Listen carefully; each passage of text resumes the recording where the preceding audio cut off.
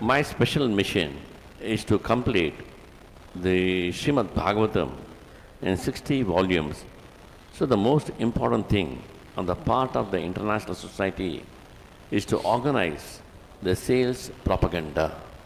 రూపదుల వారు అంటున్నారు, నా లక్ష్యం ఏంటంటే 16 సంపుటాల్లో ఈ శ్రీమద్ భాగవతాన్ని వీలైనంత త్వరగా దీన్ని ముద్రించి గ్రంథాల రూపంలో తీసుకుని రావాలనేటువంటిది నా లక్ష్యం.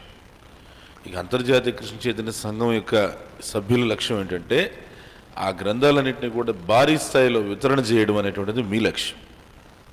Our book distribution program is most important work.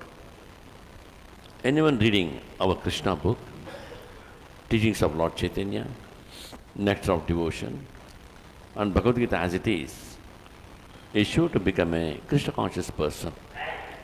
మన అందరి ముఖ్యమైనటువంటి కార్యక్రమం ఏంటంటే మన ఈ కృష్ణ చైతన్య సమాజంలో పుస్తకాలు బాగా వితరణ చేయడం.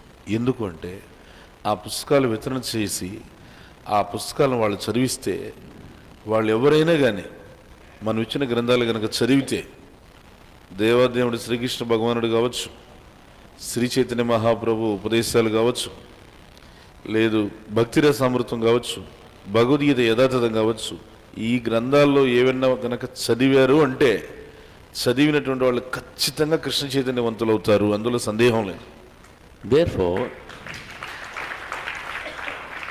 Therefore, somehow or other, we must push on this literature distribution program, either through schools, colleges, libraries, life membership programs, or ordinary sales. అందువల్ల ఏంటంటే నేను చెప్పేది, ఏదో ఒక విధంగా ఈ సాహిత్య వితరణ అనేటువంటి కార్యక్రమాన్ని ఏదో ఒక రూపంలో మీరు సమాజంలోకి తీసుకెళ్లేటువంటి ప్రయత్నం చేయండి. పాఠశాలల ద్వారా, కళాశాలల ద్వారా, గ్రంథాలయాల ద్వారా, జీవితకాల సభ్యత్వాల ద్వారా, సాధారణ అమ్మకాల ద్వారా ఎలా అయినా సరే దీన్ని బయటికి తీసుకెళ్ళండి. This is the real preaching, selling books. Who can speak better than the books? At least over boys. He will look over. If you have to sell the books, do it by books. By hook or crook, sell the books. This real preaching is selling books. అందుకని మీరు ముఖ్యమైనటువంటి కార్యం పుస్తక వితరణని గుర్తుపెట్టుకోండి. ఎందుకంటే ఆ పుస్తకానికన్నా గొప్పగా ఇంకెవరు మనం ప్రచారం చేయగలుగుతారు చెప్పండి. ఏదో ఒక విధంగా వాళ్ళకి ఆ పుస్తకం ఇచ్చేస్తే ఆ పుస్తకం వాళ్ళు చదువుతారు. ఒకసారి తిరిగి చదివారని అంటే అది వాళ్ళకి ప్రయోజనకరం అవుతుంది. కాబట్టి ఆ పుస్తకాన్ని ఇవ్వాలి. You should know that the tactic how to sell without irritating people. అయితే మనము ఈ కళ తెలుసుకొని ఉండాలి. ఏ కళ?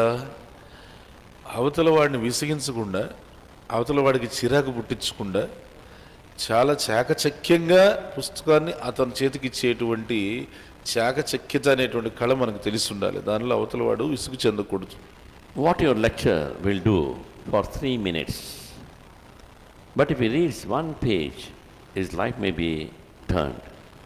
We don't want to irritate anyone. However, if he goes away by your aggressive tactics, then you are nonsense and it is your failure. నువ్వు నిమిషాలు చెప్పే నీ మాటలు ఏమి ఉపయోగపడతాయి? అతను పుస్తకం తీసుకున్న తర్వాత అతను ఆ పుస్తకం చదవగలిగితే, అతను ఆ పుస్తకం నువ్వు చదివించగలిగితే అప్పుడు అది అతనికి ఉపయోగపడుతుంది. ఆ గ్రంథం చదివి అతను ఖచ్చితంగా కృష్ణ చైతన్యవంతుడు అవుతాడు. ఉపయోగించినటువంటి ఈ కొద్దిగా ఉద్రేకపూరితమైనటువంటి చాకచక్యత ద్వారా, ఆ ఒత్తిడి ద్వారా అతను కనుక విసుగు చెందాడు, విసుగు చెంది చిరాకుపడి కలచంది వెళ్ళిపోయాడు అని చెప్పి అనుకో.